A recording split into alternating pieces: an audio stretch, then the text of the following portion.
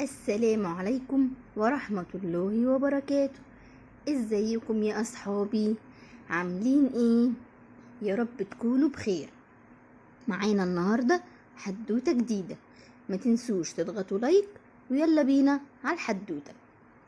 كان يا مكان يا سادة يا كرام، ما يحلى الكلام إلا بذكر النبي عليه الصلاة والسلام. كان في بيت واسع وفيه جنينة، ساكن فيه ولد اسمه عمر مع عيلته الجميلة. عمر كان بيتفرج مرة على فيلم جديد وشاف سلحفة، كان بيها مبسوط وسعيد، وجاتله فكرة يروح لمامته يطلب منها تجيب له واحدة.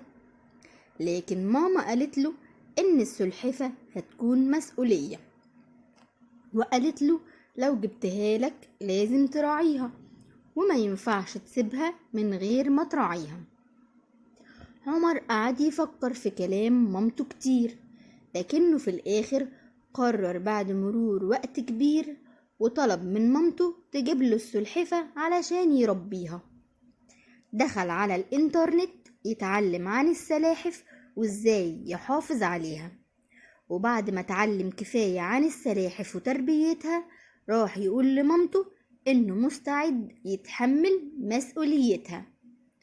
ونزل هو ومامته محل الحيوانات الأليفة، وهناك اختار سلحفة يشتريها وكانت لطيفة. وفعلا عمر ومامته أخدوا السلحفة معاهم واشتروا كل الحاجات اللي هيحتاجوها. ولما راحوا البيت عمر كان بيها فرحان، وجهز لها بيتها ومكان تحس فيه بالأمان. وكمان لما أصحابه بيروحوا يزوروه كانوا بيشوفوها وبيتبسطوا منه وبيشجعوه. عمر كان مبسوط جدا بوجود سلحفته، وكان بيحاول يعمل كل اللي يقدر عليه علشان يوفي بوعده. وعلشان عمر كان متفق مع مامته يراعيها لوحده، ما كانش حد بيعمل للسلحفة حاجة خالص في البيت غيره، وكل يوم كان بيقضي وقت كبير معاها وبيراقب تصرفاتها وبياخد باله جدا منها. لكن لما دخلت الامتحانات عمر نسى إنها مسؤوليته، وما بقاش يعمل أي حاجة من اللي وعد بيه مامته. ولاحظت مامته إنه هو أهمل السلحفة تماما، وقررت تاخدها تراعيها وإنها مش هترجعها له تاني أبدا. وقتها كانت مامته متضايقة منه، لكنها استنت عشان يخلص امتحاناته وتكلمه. ولما فعلا أخد الأجازة قالت له على قرارها إنها هترجعها المحل بتاعها لحد ياخد باله منها.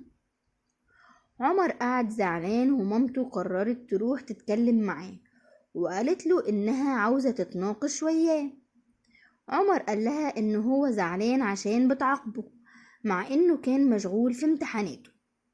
مامته قالت له أنا ما كنتش بحاول أعاقبك، لكنك لازم تستحمل عواقب أفعالك. لازم تعرف إن طالما أخدت مسؤولية تحافظ عليها، لأنها مش هتستناك لحد ما تاني ترجع ليها. وقالت له كمان إنه لازم يرتب دايما وقته وأولوياته عشان يعرف يحافظ على كل وعد بيوعده.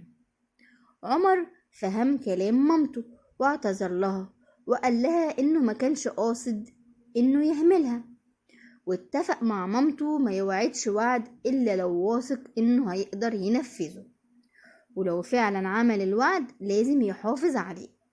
وتوتة توتة خلصت الحدوتة. حلوة بقى ولا ملتوتة؟